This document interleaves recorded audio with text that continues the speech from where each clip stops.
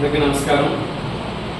ముందుగా రాష్ట్రీయ మానవ పార్టీ అధినేతలు నేషనల్ ప్రెసిడెంట్ గారు అయినటువంటి యోగేష్ శెట్టి గారికి, నేషనల్ వైస్ ప్రెసిడెంట్ గారు అయినటువంటి బాలనర్స్ గారికి, నేషనల్ సెక్రటరీ గారు అయినటువంటి కాయల్ శ్రీనివాస్ గారికి, తదితర అధికారులందరికీ కూడా నమస్కారం తెలియజేస్తూ ఉన్నాను.